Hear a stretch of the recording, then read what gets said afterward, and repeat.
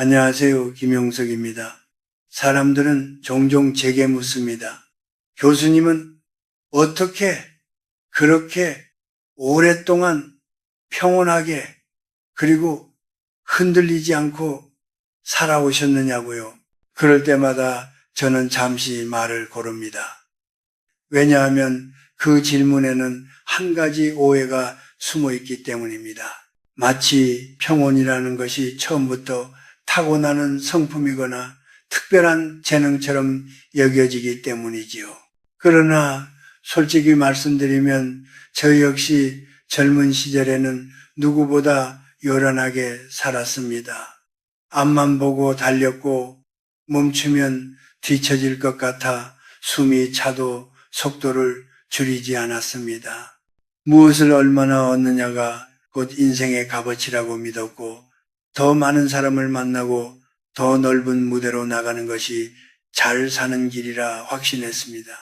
하지만 시간이 흐르고 어느덧 이른을 지나 인생의 긴 언덕을 넘어보니 그 믿음이 얼마나 편협했는지 비로소 보이기 시작했습니다.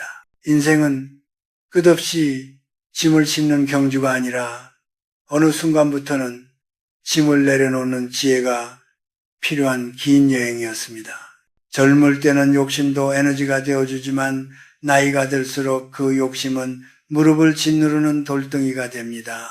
실제로 장수 노인을 연구한 공개 자료들을 보면은 오래 사는 사람들의 공통점은 특별한 재산이나 명예가 아니라 버릴 줄 아는 능력이었습니다. 관계를 정리하고 감정을 가볍게 하고 굳이 가지 않아도 될 자리를 스스로 피할 줄 아는 힘 말입니다. 특히 이른이라는 나이는 인생의 아주 중요한 분기점입니다.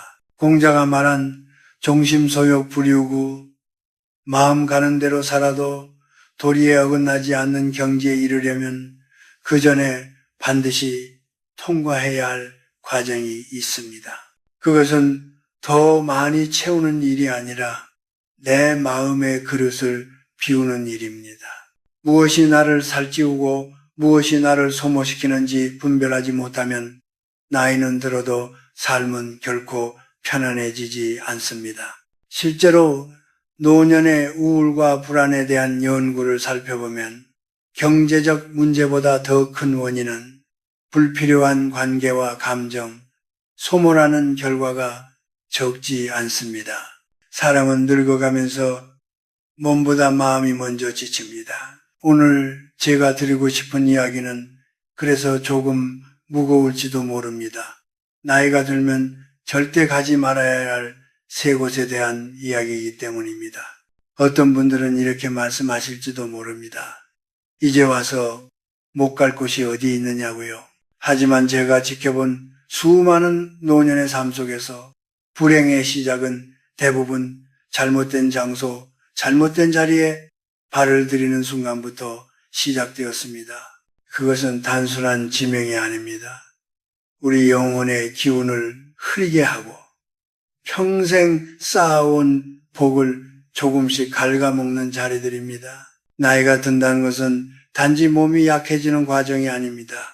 오히려 영혼이 점점 더 투명해지는 과정에 가깝습니다.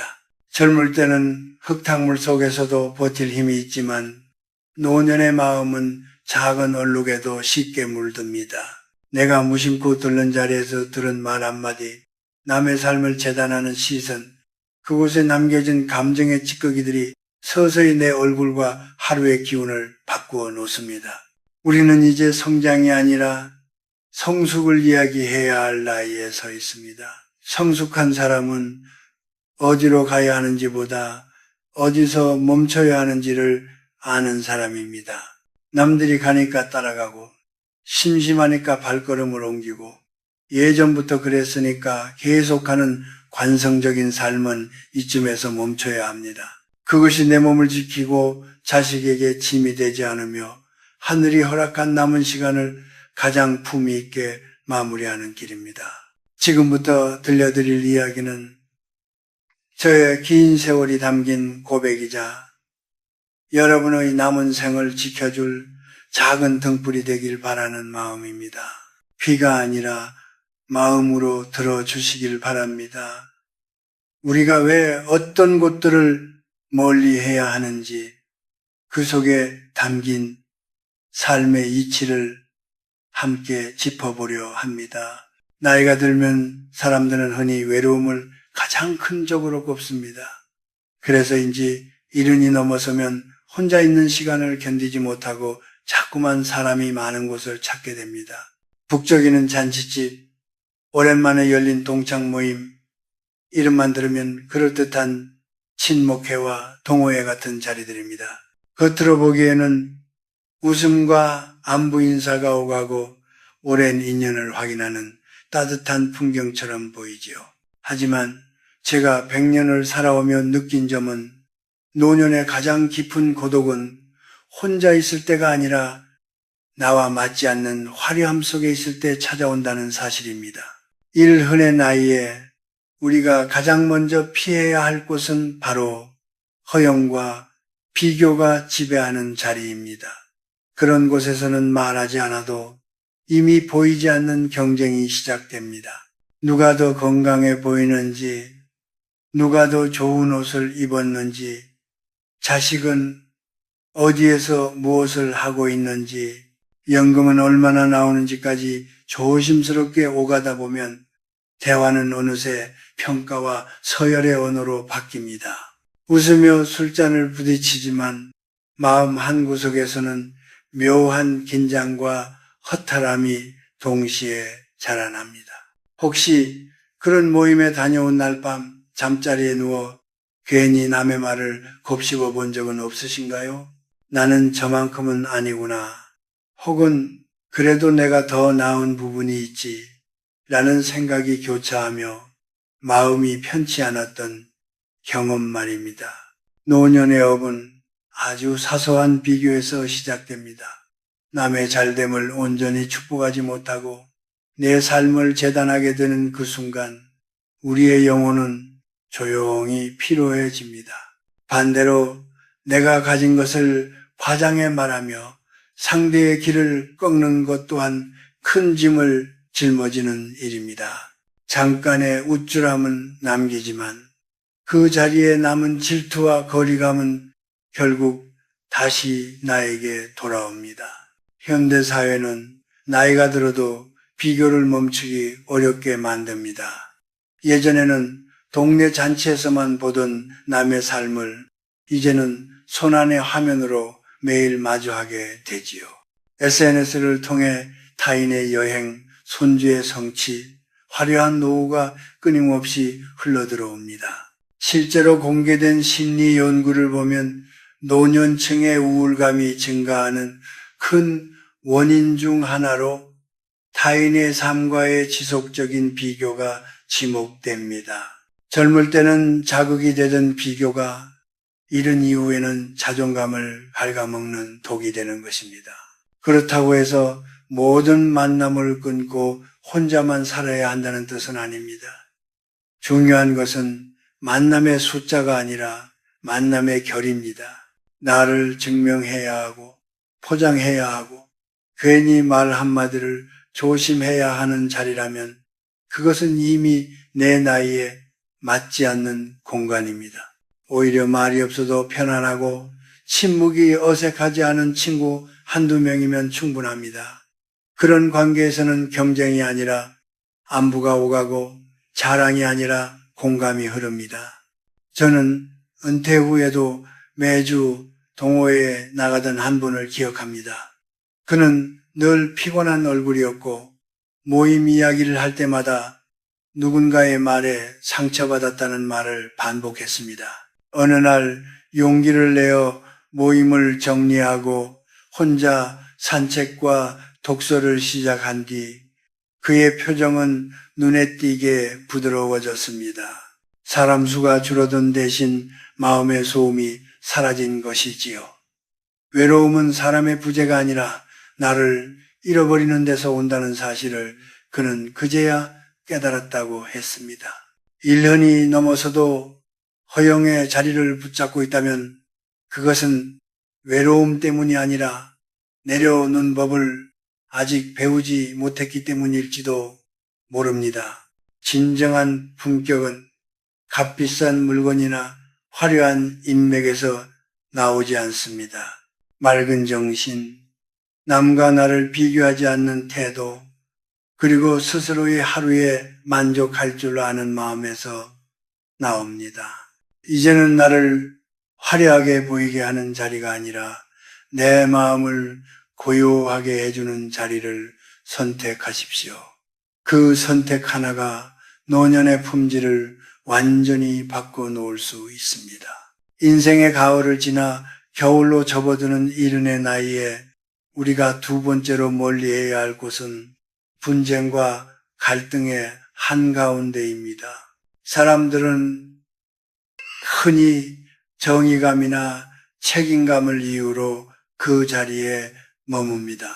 특히 부모의 마음으로 자식들의 다툼을 바라볼 때면 한마디 보태지 않으면 안 될 것 같은 조급함이 생기지요.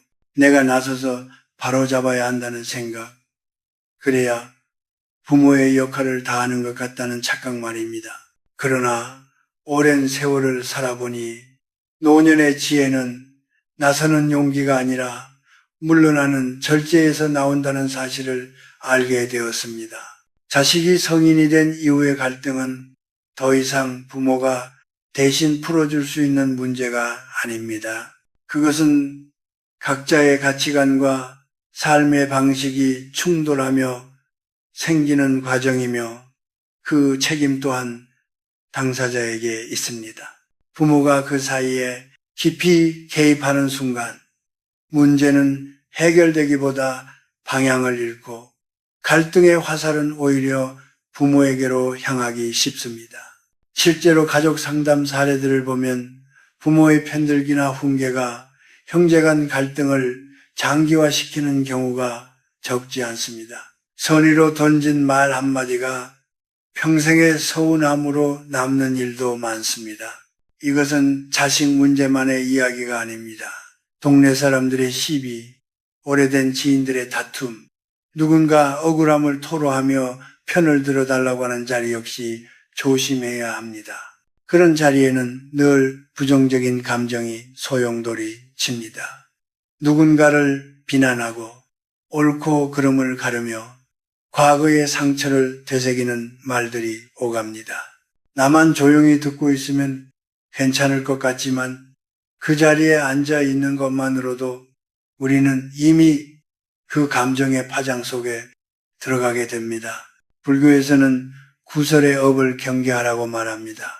남의 허물을 이야기하는 자리에 오래 머물수록 나도 모르게 그 말투와 생각에 물들게 되기 때문입니다. 이른의 나이는 마음의 면역력이 강하지 않습니다. 날 선 말 몇 마디만 들어도 가슴이 답답해지고 밤잠을 설치게 됩니다. 심장은 이유 없이 두근거리고 몸은 금세 지칩니다. 부정적인 감정은 생각보다 훨씬 빠르게 몸으로 내려옵니다. 제가 아는 한 어르신은 늘 참견을 안 하면 사람이 아니다 라고 말하곤 했습니다. 자식 문제, 이웃 문제, 친척 문제까지 빠지지 않고 의견을 내셨지요. 하지만 세월이 흐를수록 주변과의 관계는 점점 더 멀어졌고 마음은 늘 분주했습니다. 반대로 또 다른 분은 갈등이 생기면 한 발 물러나 그럴 수도 있지 라고 말하며 자리를 피했습니다. 처음에는 차갑다는 오해도 받았지만 시간이 지나자 오히려 모두가 그분을 편안해했습니다. 평정심이 있는 사람 곁에는 싸움이 오래 머물지 않기 때문입니다. 노년에 대접받고 싶다면 먼저 내 마음을 다스려야 합니다.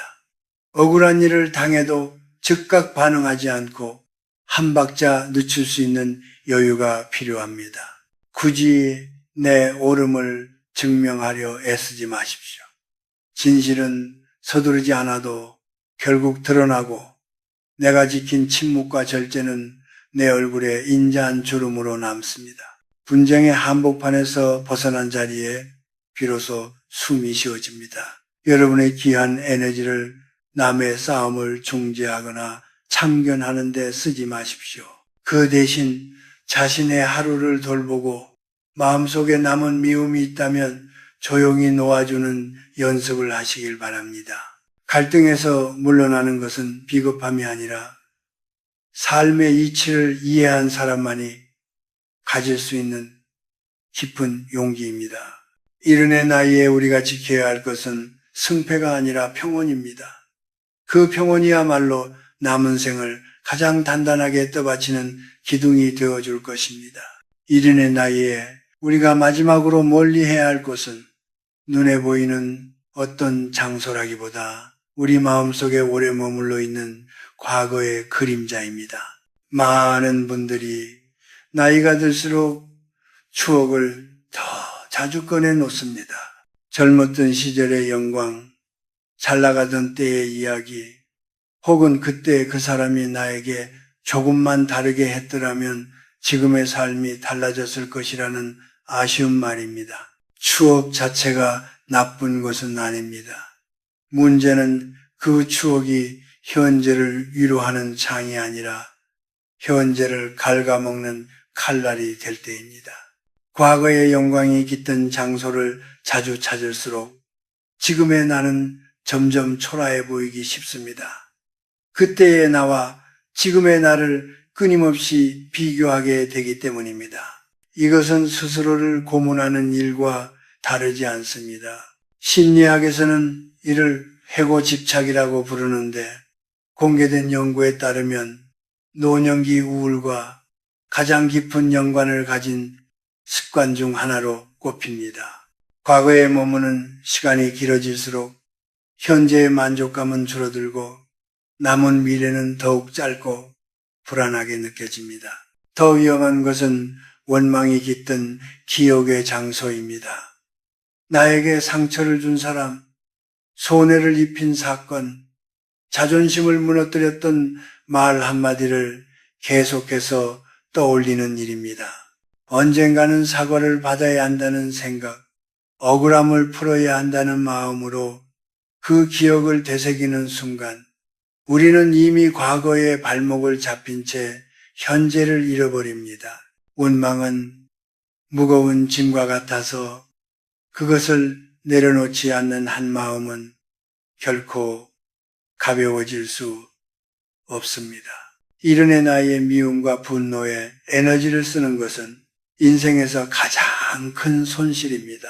그것은 내 복을 깎아먹을 뿐 아니라 몸의 병을 키우는 지름길이기도 합니다. 실제로 장기간 분노를 품고 사는 노년층일수록 심혈관 질환과 수면 장애의 비율이 높다는 데이터도 공개되어 있습니다. 마음의 상태는 생각보다 정직하게 몸에 흔적을 남깁니다. 기억해야 할 것이 하나 있습니다. 누군가 나를 모욕하거나 무시했다면 그것은 그 사람의 업이지 나의 업이 아닙니다. 하지만 내가 그 일을 곱씹으며 분노하고 하루 종일 마음에 담아두는 순간 그 업은 비로소 나의 것이 됩니다. 그래서 저는 감히 말씀드리고 싶습니다. 이제는 기억의 정리를 시작해야 할 나이입니다. 서랍 속에 쌓인 낡은 물건을 정리하듯 마음을 무겁게 하는 과거의 장소와 인연들을 하나씩 내려놓는 일 말입니다.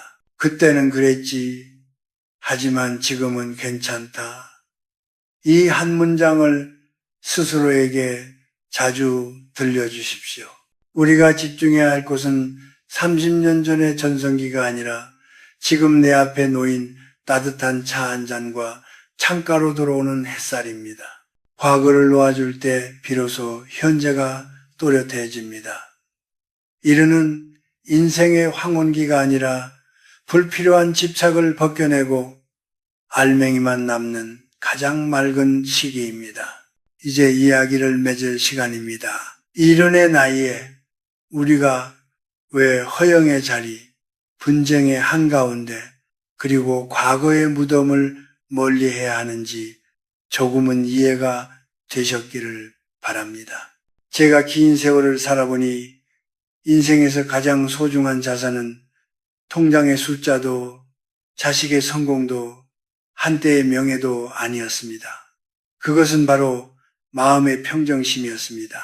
밤에 눈을 감을 때 미움이 남아있지 않고 아침에 눈을 뜰 때 살아있음에 감사할 수 있는 상태 말입니다.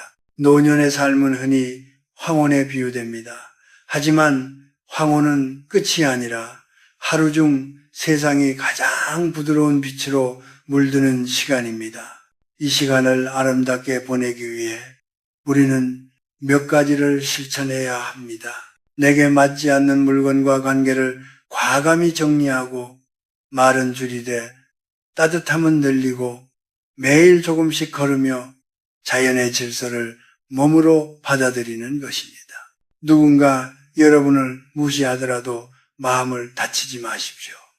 구름이 지나간다고 해서 하늘이 변하지 않듯 타인의 시선이 여러분의 가치를 결정하지는 않습니다. 여러분은 그 자체로 충분히 귀하고 존엄한 존재입니다.